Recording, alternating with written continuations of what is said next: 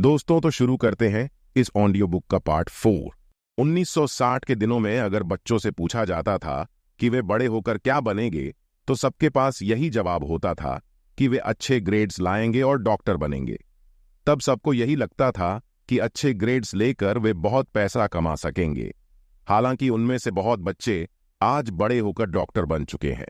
बावजूद इसके उनमें से काफी लोग आज भी फाइनेंशियली स्ट्रगल करते नजर आएंगे, क्योंकि उन्हें हमेशा यही लगा कि ज्यादा पैसा कमाने से उनकी सारी परेशानियां दूर हो जाएंगी। मगर आज के दौर में ऐसा नहीं है।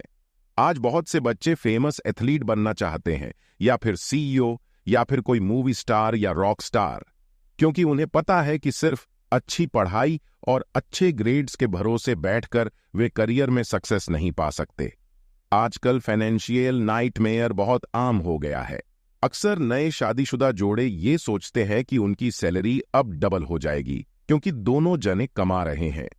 एक छोटे से घर में रहते हुए वे अब बड़े घर के सपने देखते हैं, इसलिए वे पैसा बचाना शुरू कर देते हैं।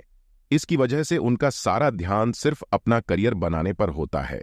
उनकी कमाई बढ़ने लगती है तो जाहिर है उसी हिसाब से खर्चे भी।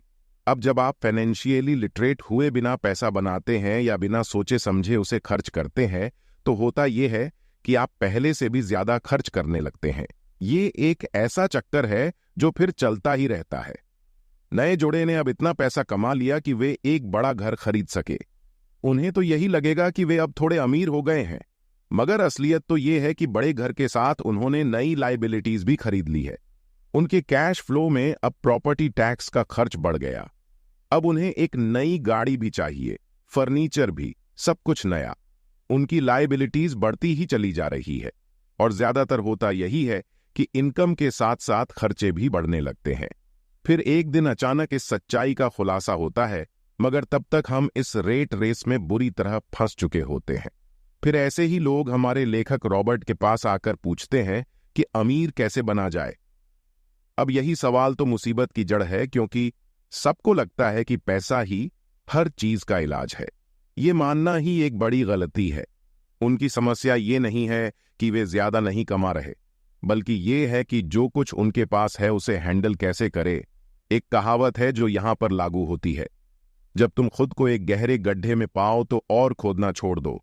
क्यों ज्यादातर लोग पब्लिक स्पीकिंग से घबराते हैं? मनोचिकित्सकों का मानना है कि लोग इसीलिए घबराते हैं क्योंकि उन्हें रिजेक्शन का डर होता है, औरों से अलग होने का भय होता है।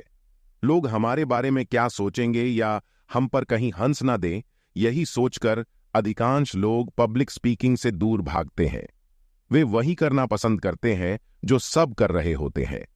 वे खुद को भीड़ का हिस्सा बनाकर संतुष्ट हो जाते हैं। आपका घर आपका सबसे बड़ा एसेट है।